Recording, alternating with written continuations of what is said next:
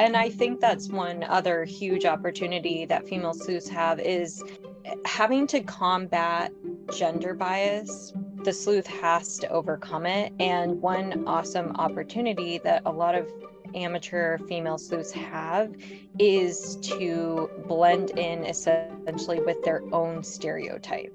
So using that aesthetic, using the vanity to their advantage actually kind of combats it in itself. And it's actually a beautiful thing because you're using, what stigma do you have against you to use to fight your way through and actually investigate successfully.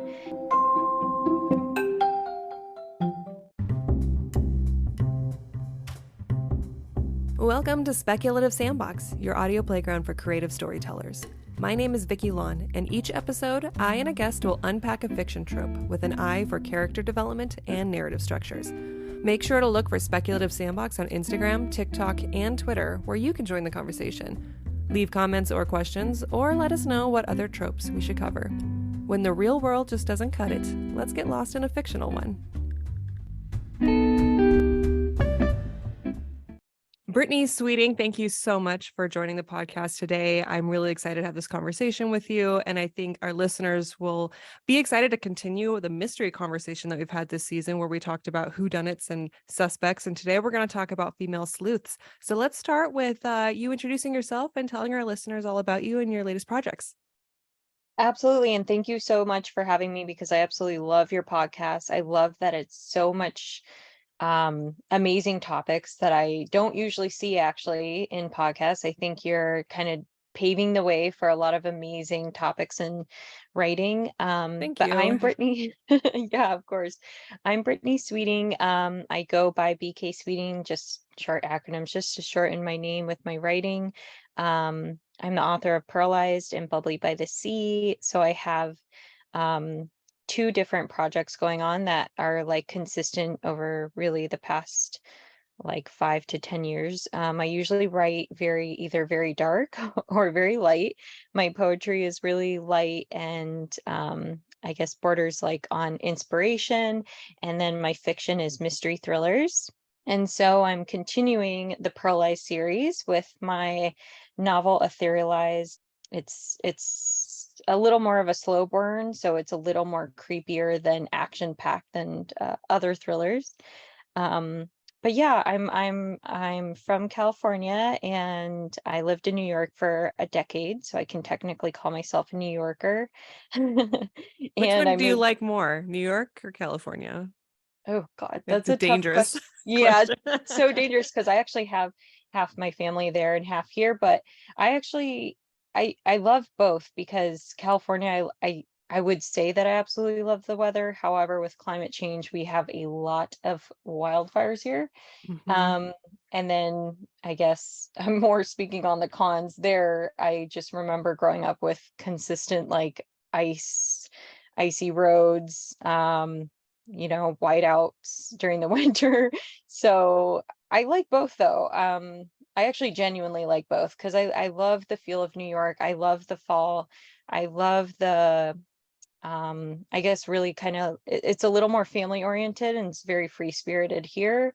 But it's also very progressive with technology here. And it's even though we're behind 3 hours, we're a little more ahead in other aspects. Both are amazing. I love that. So basically you get the worst of both worlds when it comes to weather. Yes. Yeah. I have a friend who lives in California and he'll send me video messages and the sky's red and there's soot falling or ash falling from the sky and it looks Yeah. like an apocalypse. And then of course you have like the extreme snow and the exact opposite conditions over in New York. Yeah, and sadly for my New York friends and family are actually experiencing what we did with they have ashen smoky, completely Oh smoky and really yeah. unhealthy. I mean, they're also getting it. So From the Canada fires, right? yeah, really Yeah. bad. My friend just sent me a photo the other day and it was complete like haze and smoke. And I was like, oh gosh, I didn't think that you guys would experience what we do, but here we Wow. are. Yeah. What a world. We had in the year 2020, Southern Arizona, our Mount Lemon, I talked about this before, the whole mountain went up in flames. And that was the most terrifying thing I've ever, like I live right next to this raging inferno kind of, oh, it was awful.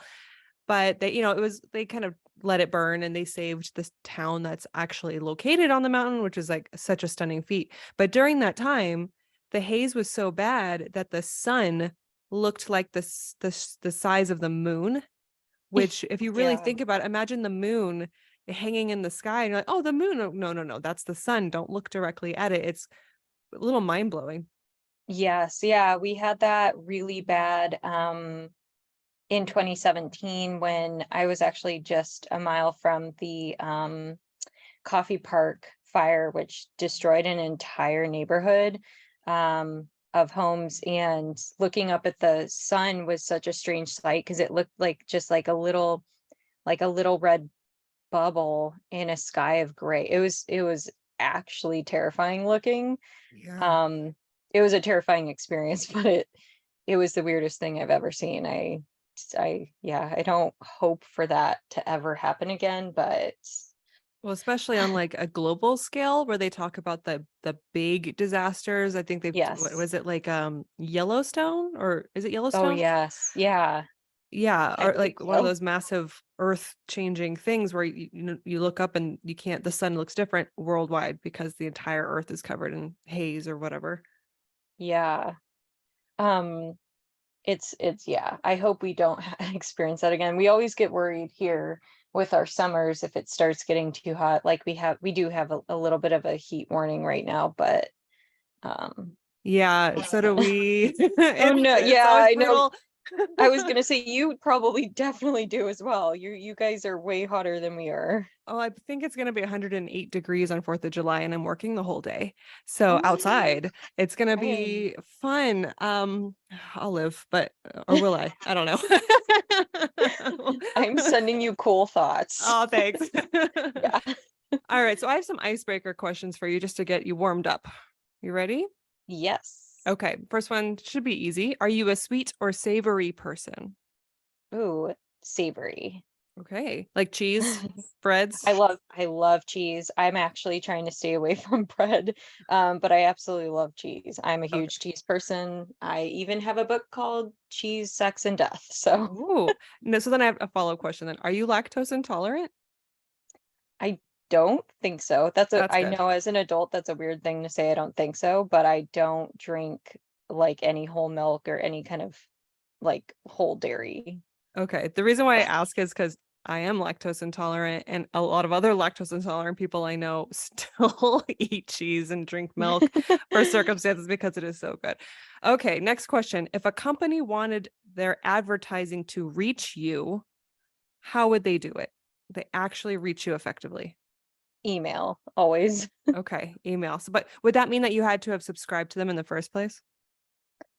Yeah, I don't I mean I do receive actually a lot of like outside communication but I would prefer that I've reached out. I guess it would depend who it was.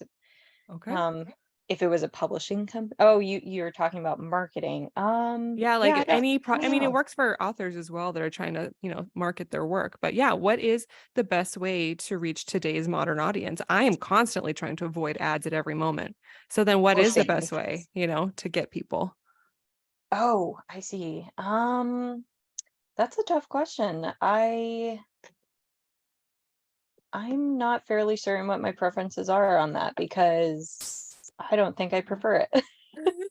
As far as far as if it's not something that you want, if it's something that you do absolutely want, in marketing, I would say the best way is email. I think email is so powerful and it's just a nice private way. I don't love the idea of DMs through Instagram or Facebook or any other way. I think if you're really trying to reach somebody though, maybe with videos would be really good.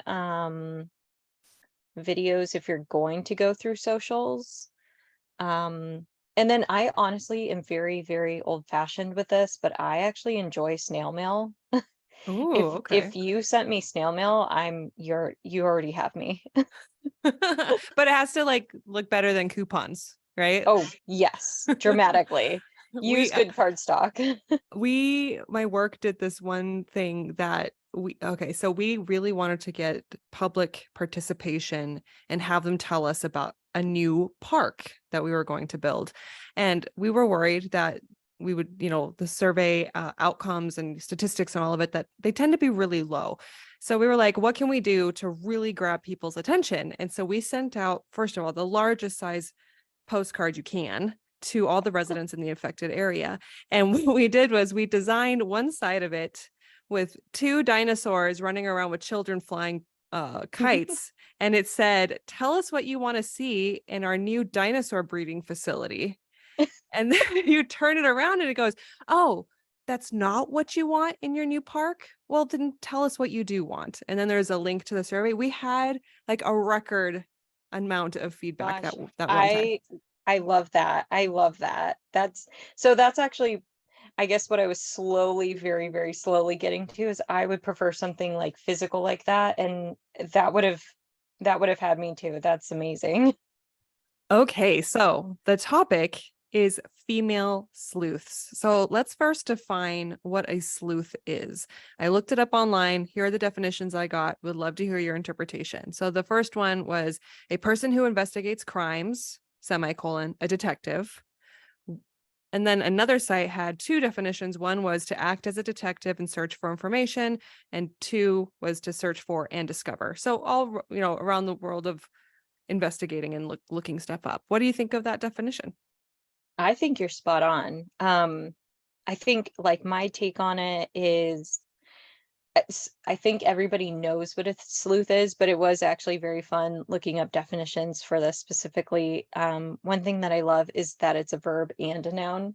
I absolutely love that you could say you're sleuthing. Oh. This is now my new thing. Um, Totally going to add that into my vocabulary. It's something that you can do, or you would follow a trail, or you would be somebody who is a sleuth. Um, and then, of course, it's usually someone who's like in law enforcement, a police officer, a detective, or a private investigator, and the list goes on. Um, and I love the you're sleuthing. I've always felt like sleuthing was an older term, but that's because the first time I was ever introduced to it was when I was reading Nancy Drew at the age of 7, and she was called a sleuth. And so, like it's the Yes. retro feel of Nancy Drew. Because I never, like, even right now, I work with police officers and we have detectives. I never hear them use the term sleuth. So I'm like, is the word sleuth old It- fashioned? Does it It's harken to a certain definitely time? old fashioned. Okay. So if you and I were to start our own investigative agency, would we use the word sleuth in any of our marketing or descriptions? Totally. I think everything that is old is new, and people are constantly looking and trying to gravitate like to something that feels comfy, cozy, familiar, but they don't really know what it is, and then that makes it cool. Yeah, absolutely. I love that idea, and being able to like create fun alliteracies. Is it alliterations Yes. with the word sleuth, like sassy sleuths, or I don't know. Oh my Well, gosh, I we could love think of that. some more. Sassy sleuths. So I've already mentioned Nancy Drew. I figure we can just name some of the fictional female sleuths and then go into like what does it mean to be a female sleuth. So Nancy Drew was my first exposure, actually probably the one responsible for me writing, because my very first piece after I was 5, I knew I would write my own picture books, but my first actual sit down with a typewriter, I guess I'm aging myself a little bit here. I sat down with a typewriter and my first story was like a 1-page Nancy Drew fanfic. I was like, I'm going to write about Nancy. I'm going to give her an adventure. So she's old school, but she continues to progress because I think there's now a TV show. There was a movie. So she keeps evolving. I think she really speaks to the modern audience. And then I have Veronica Mars, which I've never watched, but I would be remiss if I left her out. And then Dana Scully, who is a detective, Oh basically, of yes. the paranormal. And she was like the level-headed one, right? Like Mulder was the one that was super conspirator. Yes. Okay. I remember that she was like very cynical about everything, which I think works for the purpose of the story. Enola Holmes, Oh starring, gosh, yes. what is her name? I can't believe all the Gen Zers will hate me right now. I can't remember the actress who plays her from Stranger Things. Oh, Uh, Millie Bobby Brown. yes, Millie Bobby Brown. I think she does a great job as Enola Holmes. And what they focus on there too is that she's a detective working within the constraints of what society's placed on her and her gender. So that's really interesting to watch. And then the last one I have on my list is Jessica Jones, who is a Marvel detective. She has her own investigative agency. And the reason why Jessica Jones means a lot to me is because that was the first time I watched a show and was truly terrified of the villain because of what the villain was doing. Have you seen Jessica Jones? I have not, no, but it looked really, really appealing. Do you want me to tell you? I can tell you. Yeah. I can tell you stuff that doesn't give away any endings. So the villain is, and of course I forget everything while I'm talking about it. The villain is an ex-boyfriend who actually can control people, like he can speak it and make it happen. So it really speaks to like women in positions of oppression when like you're being told what to do and you do it out of fear, because if you don't listen, like, well, you have to listen to him, but he can take it so far as to like telling you to put your hand in the blender, right? And you would listen because he just has, that's his power. And the fact that the way they built this character, it was so fearful, like from a woman's perspective. I remember thinking, wow, they've got it. They have really jumped into the psyche of that fear you have when you live in the city and you're not sure if the people around you or the men around you are safe, like that idea. Yeah. Very interesting. Thinking of your list and looking at my list, and they're very, very similar, with Okay. the exception of her. And now I'm like, now I need to go watch that. Yeah, highly recommend. I didn't finish the second season. But I think the first season is a really good packaged story. A really good beginning, middle, and end with stakes that as women we can, that really like gets inside our psyche. So yeah. What's your list? Very similar to yours. I completely devoured Nancy Drew books. That was definitely my first exposure to a female sleuth, female amateur sleuth. I also loved Hermione Granger and Harry Potter, which is Yes. wildly popular. I loved that she was kind of that iconic child who basically got them out of trouble every single time, Hmm. because of her knowledge. And she had this intense curiosity to continue being a sleuth with them, these little amateur sleuths running around. And at least with modern, I guess, sleuths, one absolutely favorite brand new sleuth that I fell in love with was Keira Knightley in Boston Strangler. Oh. I thought that was like such a pivotal moment in like reporting back in the day. She was a reporter and she was the first person to connect like the series of murders um in the early 60s with the notorious serial killer, of course.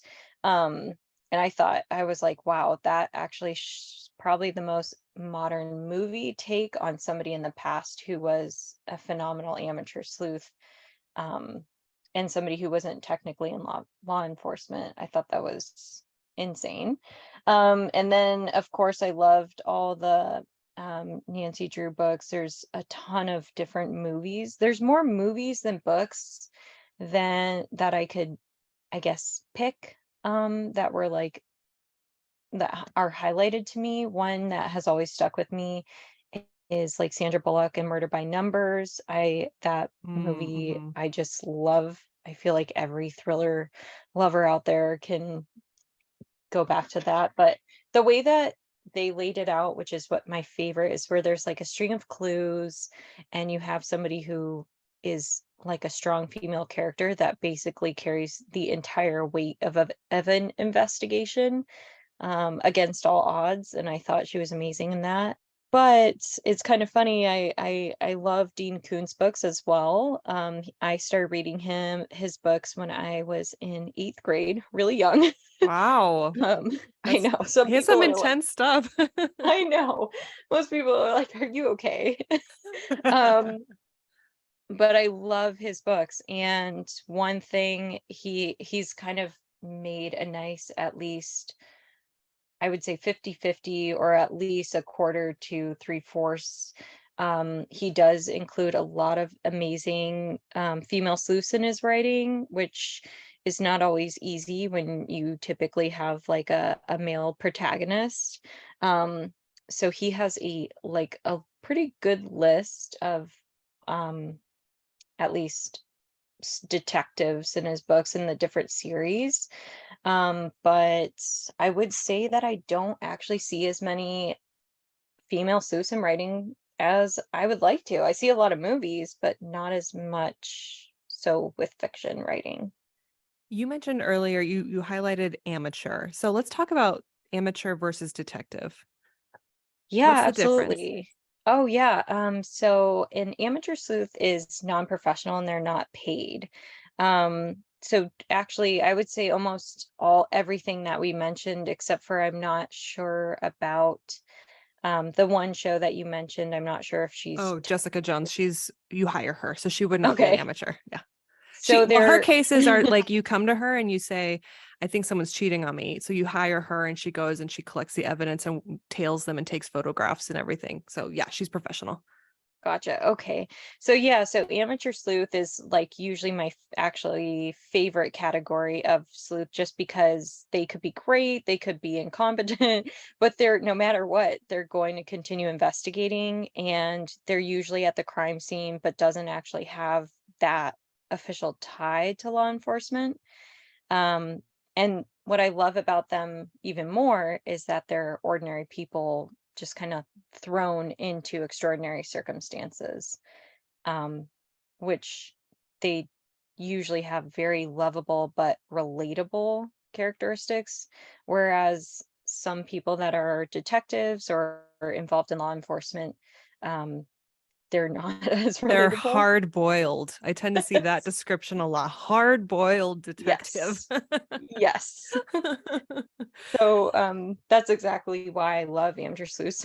They're not professional, they're unpaid, but yet they still have this this passion and this drive and this fire in them to just continue investigating. I love that. I feel like even if it's not an explicit mystery book, the amateur sleuth does come up a lot because many times the main character, as part of whatever the story is about, ends up having to do some sort of investigation and they don't know what they're doing. They're flung into the circumstance. They make mistakes, like you said, and sometimes the mistakes are the best part because they could, Yes. as a result of the mistake, stumble into the truth, which progresses the story even further. I agree with that. So, like from, I guess, what do you like to write? Between the two, do you like to write more amateur? Have you explored writing detective? I actually haven't explored writing detective. I prefer amateur sleuths in both movies, um, writing and reading. So that's kind of like my most experience in.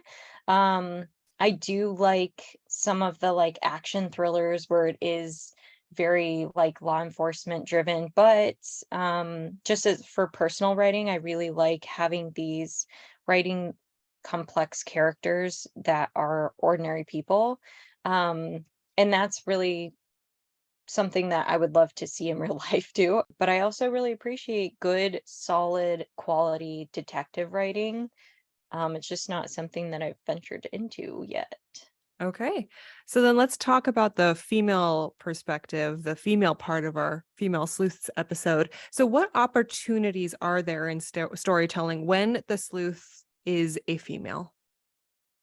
Um, there's actually a lot of opportunities. But I would say that the biggest opportunity is romance. When there is a female sleuth and you're kind of going against the gender bias here, um, or I guess kind of like feeding into the gender bias, when you have like a strong female protagonist and there's a budding relationship with an informant or a new offbeat character, there is a really lovely like introduction and opening for love, and then, of course, betrayal and complexity to the story.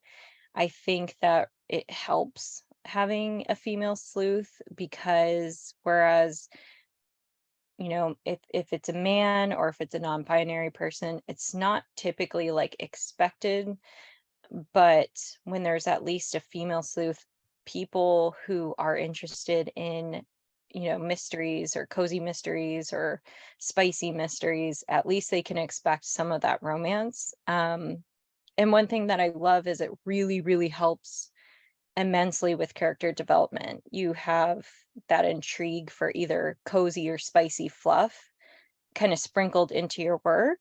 And then it's like all those questions like, will she actually be blindsided by the killer or suspect? Will she falter when her heart breaks? Or like, will this newfound love spark confidence? Or will it highlight her weaknesses? There's so many different directions um, in storytelling when the sleuth is a female. And you adding that romance factor is, I think, the biggest, at least, segue to kind of push the story along. That reminds me of a book series I read about a decade ago, I think. It's called Murder in High Heels or something like that. I can't remember what it is, but it was a very like, the main character is a woman and she's going, she's kind of a quirky, and she's the, what do you call it? The prototype. She fits that prototype of like light and friendly and bubbly and dealing with her drama that's going on in her life, a boyfriend that she can't seem to get a hold of, if I remember correctly. And then she just stumbles into the crime. I think she shows up someone's house, there's a body in the pool. And she interacts first thing with the police officer, the detective that gets assigned the case. And of course, this reinforces a lot of the things you've said earlier. She's not a professional. She's invested in it because she has a personal reasons to be. And she's naturally very curious. And so as the story progresses, she and this detective keep butting heads. But of course, she keeps going to all the crime scenes. So of course, they keep meeting again and again and again. So it's a typical like enemies to lovers kind of thing. And I'm the first to admit, like, I ate that up. It was so much fun. Yeah, I mean, it's just so delicious when you have a plot that you don't, I mean, it's nice when you add some spice and fluff in there that takes you different directions that you didn't expect to go. I think that's like just to add on to that, that's kind of like the show Wednesday with Jenna. Um how she, I mean, that's not spoilers, that was a long time ago, but the fact that she ended up falling in love with the killer, it Hmm. adds this extra layer of, I think, tension and, I guess, betrayal, and I just love that. I think people eat it up like crazy. I mean, that's like one of the number one shows on Netflix, and that specific writing led to that. I don't think it would be as, I think, shocking, in the end, if Hmm. she didn't at least have this budding romance with somebody who seemed so ordinary and kind, and typically is somebody who is an informant or is kind of helping you in your investigation as a sleuth, and then that betrayal is just as gut wrenching. Yes, agreed. Jumping over, and we can come back to romance if you like. I'm moving down my list of opportunities.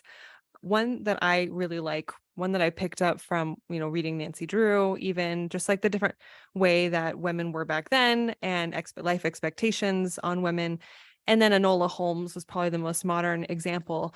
It's the opportunity to highlight systemic oppression and challenges for women. And so in Enola Holmes, she has a brother, right? It's Sherlock Holmes, and he has the privilege of being a man in England, and he can pretty much go anywhere he wants and deduce all that he wants and has access to a lot of things. And she has to spend a lot of time proving her worth because everyone immediately writes her off as like a dumb woman. And so she's able to, despite these challenges, still pursue the case and overcome a lot of those challenges, which is remarkable because she started off inconvenienced. She started off at a lower level basically than if Sherlock was to start a case. And one example they had, what I think it was the second movie on Netflix, where there was an issue at the Matchbox factory and only women were able to work there. And I think it was it phosphorus? I can't remember what it is. Um, but something was making all the women sick. And so they were trying to do an investigation. And as she's investigating, you can tell that the company people really did not care at all about the women Yeah. who worked on the matches. And so at one point, she goes undercover. While she's there, she risks her own life and to the same exact treatment and stakes that everyone else is enduring there. And then later on, she has to kind of sneak her way into like a wealthy ball later. And so like she has to be really dynamic, but it's all very kind of sneaky or do you know what I mean? Because she Yes. can't just out in the open do the investigation. Absolutely. And I think that's one other huge opportunity that female sleuths have is having that, I guess, um, having to combat gender bias where this whole like stigma, women are weaker than men. She, the sleuth has to overcome it. And one awesome opportunity that a lot of amateur female sleuths have is to blend in essentially with their own stereotype. So using Mm. that aesthetic, using the vanity um, to their advantage actually kind of combats it in itself. Um, and it's actually a beautiful thing because you're using, what stigma do you have against you to use to fight your way through and actually investigate successfully and to put yourself in um technically a man's world. And I loved that about that character, and I love that movie, how she actually did slip into the workplace, the match factory, effortlessly as a female, which that was absolutely horrible that they were getting sick and dying from the chemicals. And then she was able to effortlessly slip into the ball despite her lacking um I guess her dialogue, her diction was off course with what the people expected of her there. So Mhm. she ended up leaving the conversation. But the aesthetic definitely, I think vanity does help female sleuths, absolutely. That's a really good point about leaning into like the stereotypes that define you in order to navigate the system. I think a lot of the times where growing up and in different work environments and just expectations, the feeling and expectation that you have to be sweet and Yes. agreeable. Because if you are not those things, if you're more firm and just serious, you may be perceived, society may perceive you as being aggressive. And how, if depend, let's say you're working on a particular case where you're working with people who believe that. So now you have to, like, if you want to warm them up and to a point where you can get information out of them, you do have to lean into being as sweet as possible, because the minute you start being like more, I guess, I don't even want to say authoritative, but just more forward, I guess, they might shut down to whatever it is that you have to say. Have you ever found yourself in a situation like that? Oh, absolutely. I still do actually. Especially with having a small business, I think it's and I actually completely agree with you where we're not really sure what kind of words or like verbiage to use Mhm. because we want to say aggressive, but we're actually just being professional and blunt and confident. and Yeah. and the first thought that comes to me is when I am being very, I guess, forward with my needs and my wants. I feel like, oh my gosh, am I being too aggressive? As far as aesthetics and like vanity and my looks, I have a lot of tattoos, and most people don't know that. And so you kind of like cover yourself up and to look more professional. And it's a very strange thing that um as women, we consistently have like multiple sides to us. We're so layered because we're constantly trying to please and look a certain way and talk a certain way to come off as acceptable, I guess, per the situation, which is wild because men don't. You Mm. could literally be Adam Sandler who wears basketball shorts and t-shirts and Ugg boots and go into a meeting or write a movie and people will love you and think you're funny and you're great. And then he can also go to big business executives and pitch a movie to Netflix in the same attire, same demeanor. We fight 1,000 times harder. Um, and that's one thing that sleuths do have to feed into is their own stereotype. And I'm sure there will be a time and day where hopefully things even out and become equal. That's clearly not today. But but yeah, I mean, I definitely experienced that. I've always experienced that just because I I've always been extremely creative driven and I like right out of I think high school, like immediately out of high school, it's like, I'm gonna get a bunch of tattoos. And so I know how they can come off as aggressive to some people, and to other people, they're like, oh my gosh, that looks amazing. That's gorgeous art. That's what's the story behind that? Um, and so like looks wise, and then of course, I think communication comes to me naturally. So, but I think for a lot of women, they do have to extensively research better communication tips to appear more professional and acceptable in certain circumstances, workplaces, being really sweet, extremely kind, very people pleasing skills. Um, and I think that's just like such a it's I guess for lack of better words, it's just sad. It's a lot of Um, work. It's a lot of it's so work. much work. To the Yes. point where it's very normalized, right? Like you don't even realize you don't realize how much work it is until you experience the lack of having to do that work. Yes. Which you might only really see when you kind of get to understand. Maybe you have a brother or like a guy friend or something, and you tell them your experiences. They go, "Wow, I don't even have to think about that." And then you realize, "Wow, I've been doing a lot of work." Exactly. And I think what's amazing though about society today for a lot of women, we are unlearning things, horrible stereotypes, um, unlearning these terrible like names and things that we grew up with, we would say with the guys, which is terrible. I mean, some people, um, and then having to like unearth this understanding of okay, this it let's start to peel back these layers and start to like I guess investigate on our own what way we want to be to everybody. And if it's not acceptable, I think it's just something that I hope, like I said, would just smooth out over time. But I think more women more than ever are starting to rebel against these terrible stereotypes. I think it's like a beautiful thing, especially in media, because that's kind of the controlling driving force for at least the masses. Um, I mean, books are sort of doing it. I'm like looking at one of my books. It says feminists don't wear pink and other lies.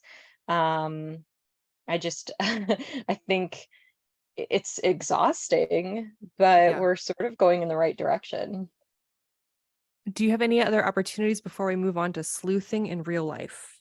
Oh gosh, sleuthing in real life. I found this one to be an interesting idea because there's a joke TikTok going around right now where they say like if you're in a relationship and your girlfriend asks you a question, like where were you Friday? Something like that. She already knows the answer. She's just waiting to hear you tell the truth. I thought that was like a really interesting joke. Like, and people would, reuse that in different contexts given their experiences.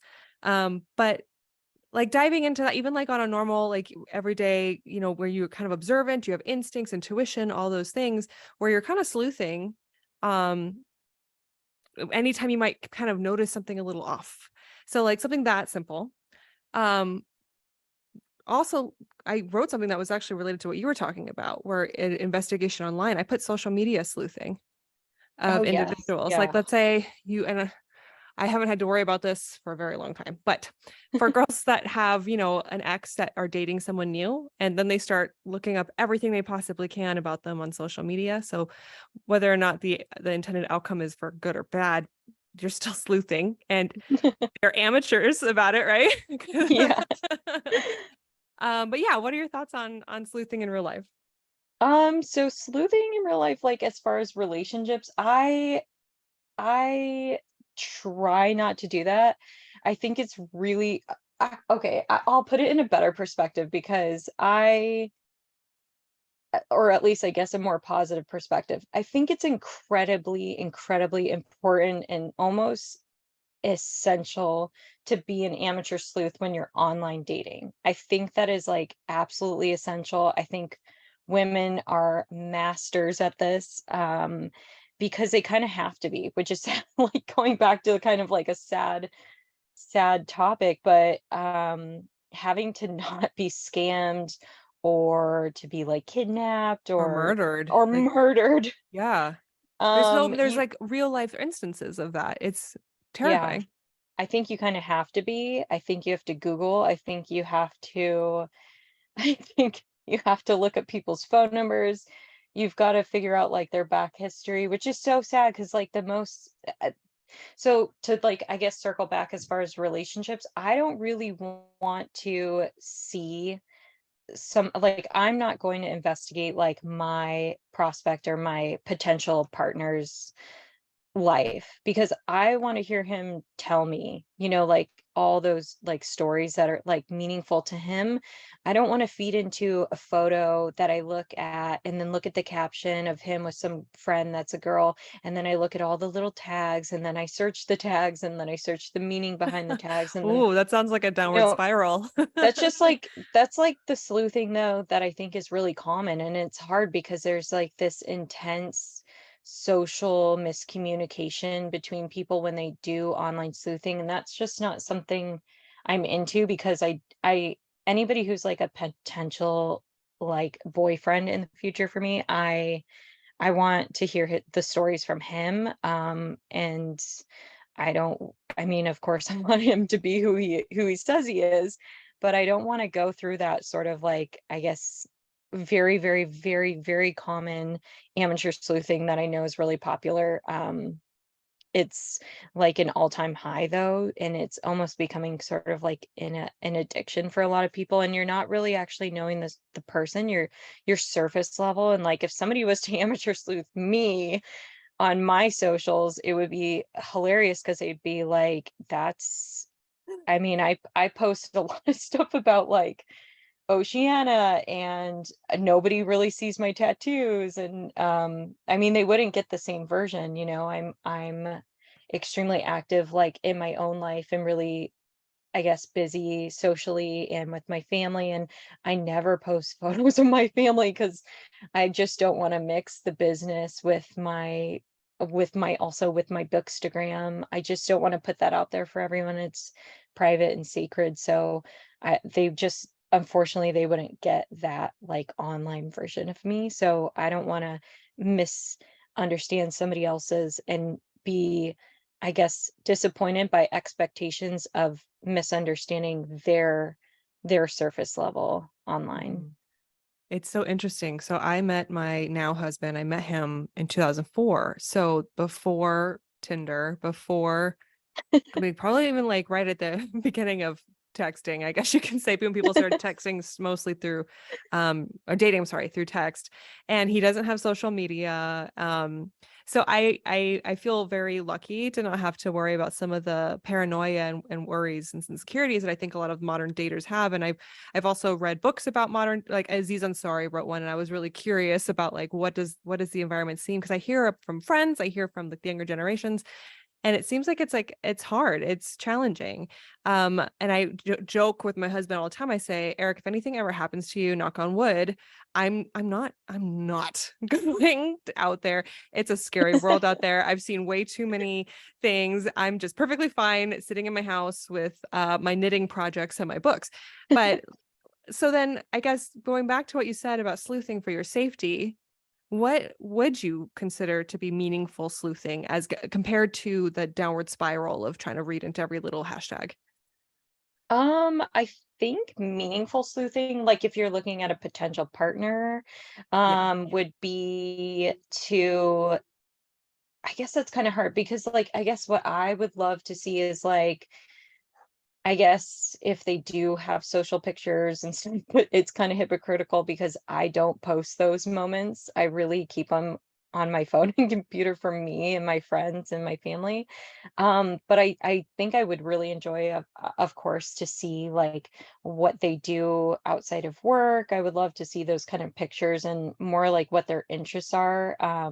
Like music wise, I would definitely do kind of like a, I guess, go down a rabbit hole and really look into somebody's playlist, because music is like one of those very influential factors on at people's moods and the way they are and how they speak and I guess their interests. I think that would be something that I would love to see is like music interests.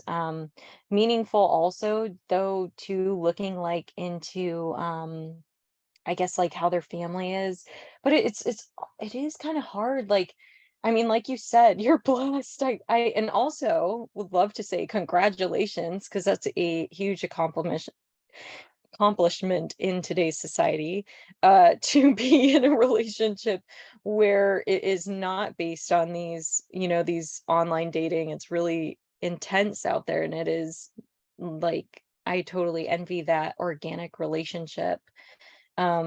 But so, I mean, I can't think of like a lot of meaningful sleuthing except for investigating for the sole purpose of protecting yourself. Hmm. Like protecting your heart, of course. I think it's just essential for women now, and it's like a normal thing. It's not something that's I would not consider that exhausting. I would consider that actually meaningful is just protecting yourself, your assets, your home, your family, your heart. Hmm. Um, Well, and even like we're talking from the female perspective, and it's definitely something that is thought of throughout like a lot of women who are dating. But for those who might think this doesn't apply to men, or maybe men don't worry about this either, I know someone, a man who who like had a date or something, brought the woman over, and she ended up spiking his drink, and she was going to try to bring friends over to steal all of his stuff. oh my So it's like gosh. that risk goes both Yeah, ways. um absolutely. it's just when like I feel like when I talk, when I'm raising my girls right now, and the things that we just teach already about everyday survival, right? When you're walking to your car in the middle of a parking lot and there's no one else there, or it's nighttime, what do, right? Versus my husband who's like, oh, you have to think about that stuff. Well, yes, I think about that stuff. We teach each other that stuff. So yeah, it's a scary world out there for everybody. Absolutely. Yeah, absolutely. And it does definitely go for men, anybody who's non-binary. It goes for all people, everybody who puts themselves in a very vulnerable position where you're opening your life up to a complete stranger online, not in person. Um, there's a million things that could stem from that and completely change your entire life. And especially, I mean, that's one unfortunate part too, is that if you do have somebody who is a criminal and they do use, unfortunately, their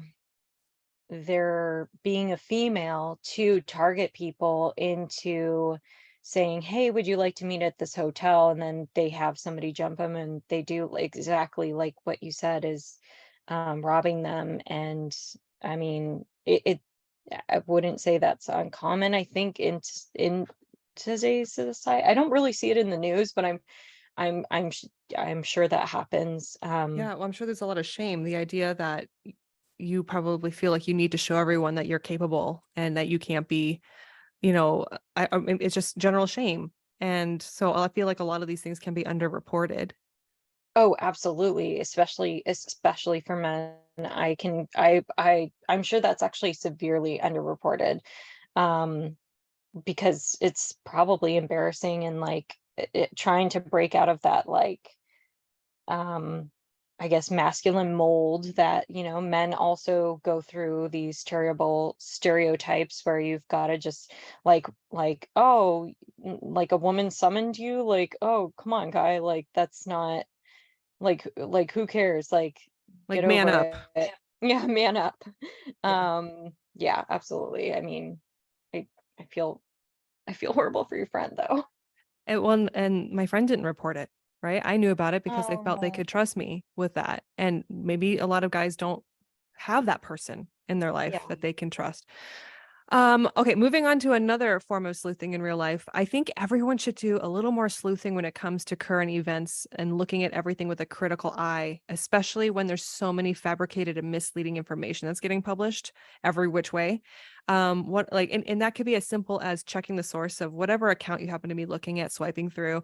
There's a lot of tabloids that look suspiciously like legitimate news sources now because you can't Yes. tell on a social media post, right? We used to be able to tell by where they're listed in a grocery store and like the quality of the paper and the graphic design that they use, and they blend in with every other news account when you're swiping Instagram or Twitter. So I think that's what's led to, and a lot of people are being purposefully misleading. So we as individuals, it's so important to double check all that information. That is the number one meaningful sleuthing for people. Always, I think the biggest thing people do not look at, which is a number one thing they should be looking at, is the date, the Mm. source, researching that name. If you have to, going to archives. Um, and I think people always miss the date. And then it becomes this thing that's trending and crazy. And then there's one person in the comments and they're like, did you see this was from this date and the source isn't real and that they're closed or they never existed, period. That is definitely the most meaningful sleuthing I think people need to do. There's such an incredible amount of, like, even on my own feed, I'm like, where did this come from? Like, just because I mentioned it, and of course our phones listen to everything we say and do, I'll see just like a completely false article on some information related to like something that I've been looking up, and I'm just like, oh my God, this is terrible. So yeah, I think I mean it's easy for me now to spot things just because I think as writers we tend to be a little more um I We think read. aware. I think Yeah, reading is a great skill that we probably have. yeah, I think we're a little more aware than like the average person who just receives these, and it's really, really, really unfortunate for older generations that are hopping onto Facebook. They see these articles, they have this bias already, and they will target age, income. And so I think it's really, really important for seniors and the older generations to be doing that exact meaningful sleuthing because they're just receiving this information. It's on the internet. It must be true. Yeah. Um, and it's already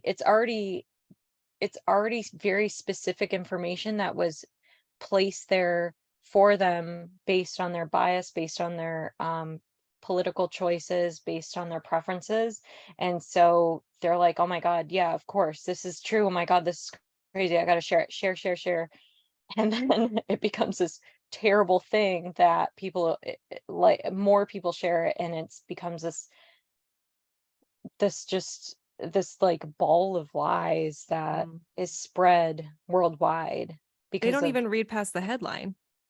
yeah, It's just the that, head yep. many times, and I think a couple platforms tried to overcome this, but I think Twitter did at one point, where if you were to forward something, did they go, "Wait, did you actually read the article?" Oh, yes. Yeah, Facebook does that too now, which I absolutely love.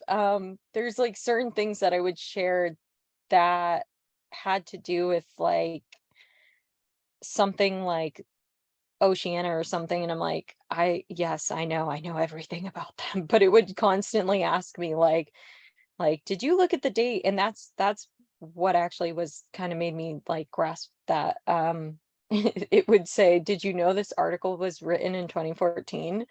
And then I was like, oh. So Yeah.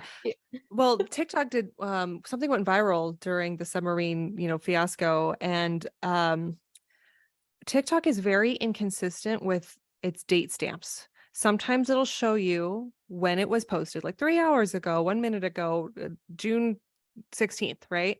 And other mhm. times there's zero date stamp. It doesn't appear. And I don't know the rhyme or reason to why that happens. But during the search for the submersible, right? It's called a submersible. I think. Okay, I'm because it's like sorry. not a submarine. I don't remember, but there was another case of a submarine that imploded and they found the remains. And so that started getting momentum. It wasn't the same one, but when you would go and there's search functions now on TikTok whenever you look at the comments of a video, and so it says submarine found. You click on it, and it's the way that it's presented, it makes you think they found the Oh submersible. God.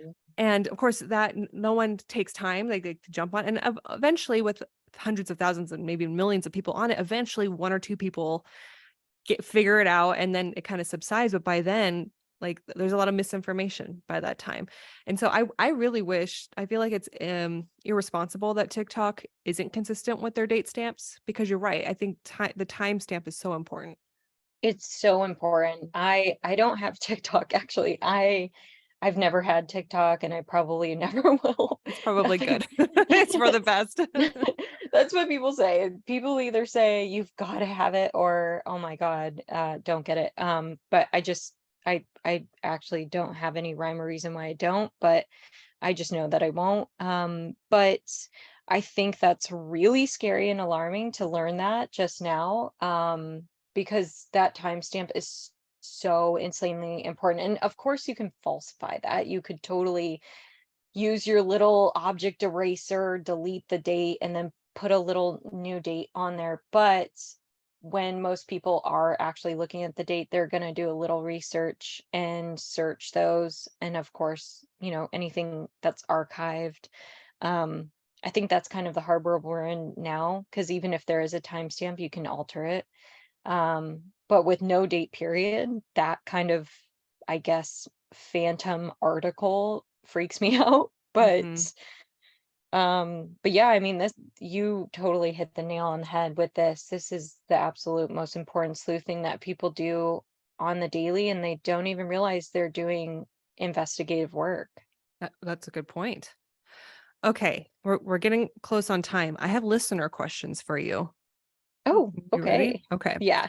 So there's not a whole lot of them, but we can discuss them. The first one is I'm guessing haven't seen the movies or the books that this person has read or watched. So I'm not fully aware of the context, but the question is, why do many of them, meaning female sleuths, work for Hallmark?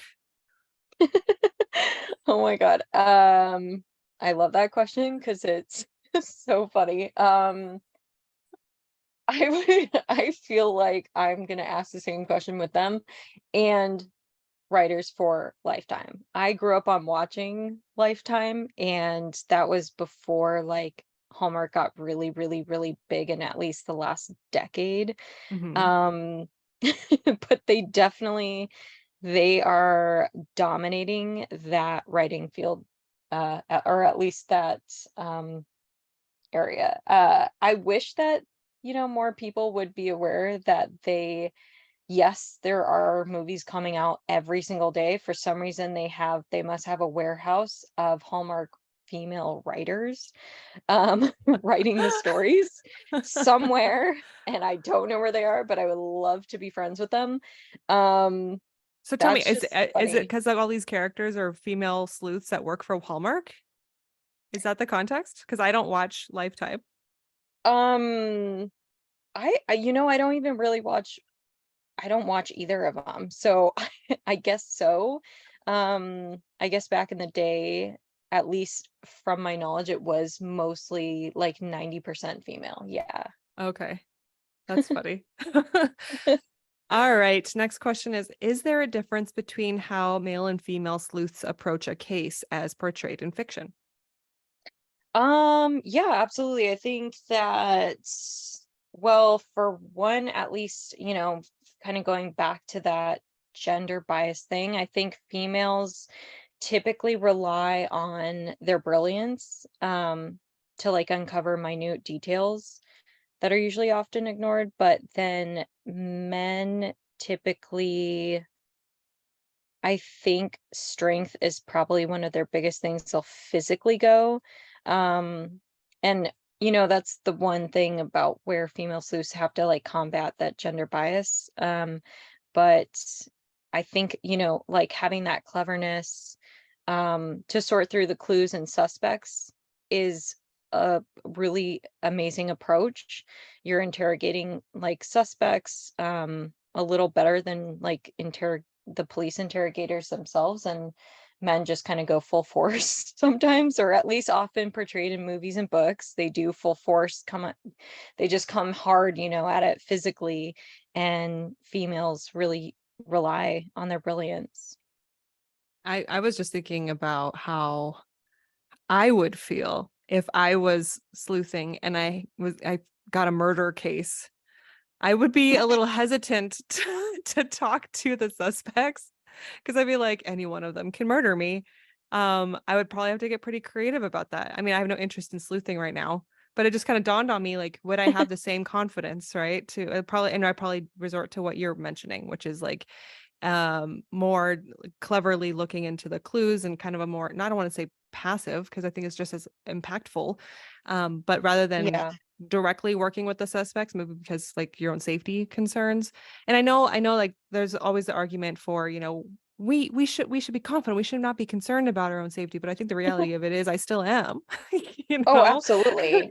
There's no way that I'm gonna go and start interrogating a suspect. I would absolutely like rely on looking through the clues and looking at the suspects and like looking through their history. And I mean, it is kind of sad, like, but at the same time, I don't really have that desire, so I don't think it's a disadvantage, but yeah, men definitely go out full force. They're like they'll break into people's houses, and all these movies where they're just like, "Hey, where were you this night?" And you have a suspect who just potentially murdered like 10 people. Yeah, Yeah, not because they doing have to it. be badasses, right? Right. Always have to be badasses. Okay, and then this last question is, was Nancy Drew the first female sleuth? And I don't know the answer to that question. Do you? I mean, looking at like Agatha Mm. Christie's work, I would say no. I don't know though.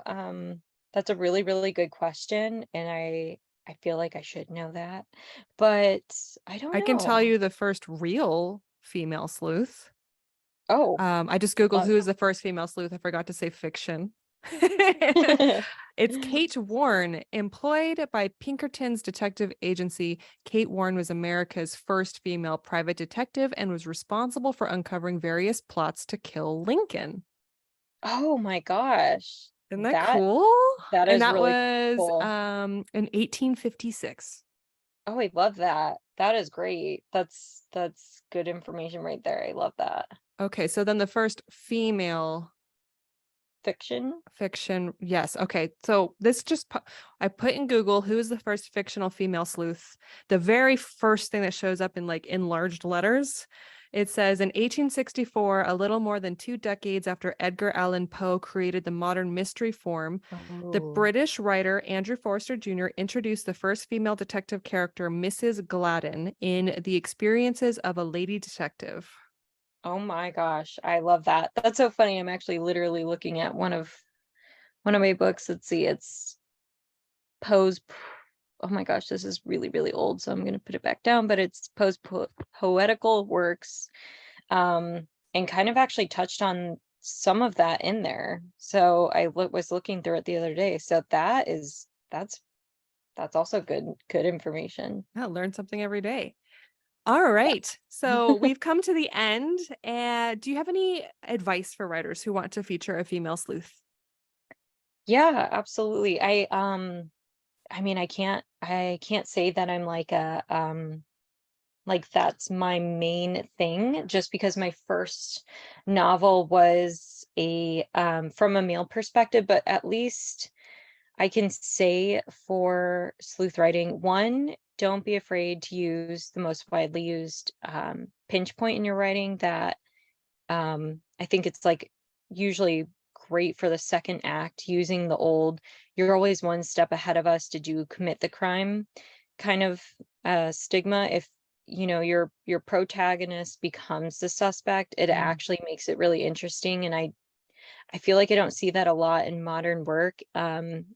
And implement that consistent curiosity, but also give the reader bits of what the hell moments. Tension is desirable, and playing it safe sometimes can be a little too boring.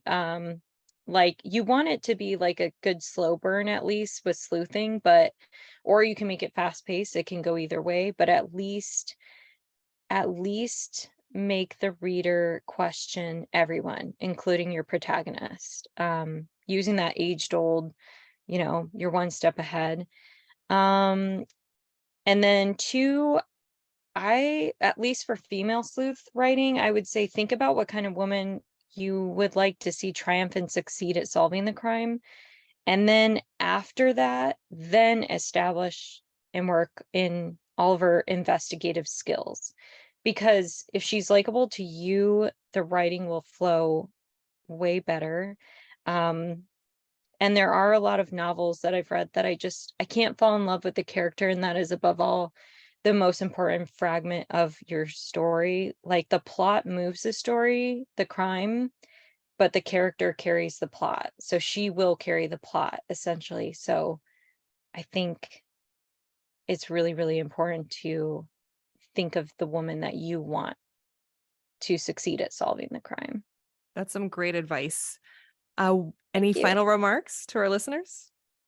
Etherealize, like I said, is coming out. That is going to have amazing dark academia vibes. There will be amateur sleuthing, new characters, lovable ones. There will be love, death, definitely a lot of whodunit moments. And yeah, I like happy reading. And how can people find you?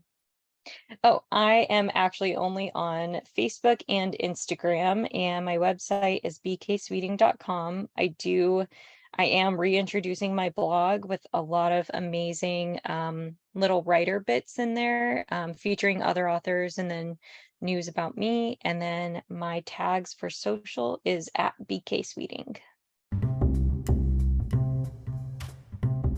Speculative Sandbox is a volunteer-run podcast that relies on the collaboration of fellow creators like you. Join the conversation and participate in fun polls and questionnaires on TikTok, Instagram, and Twitter. Interested in being in a future episode? Our DMs are open, or you can email speculativesandbox@gmail.com.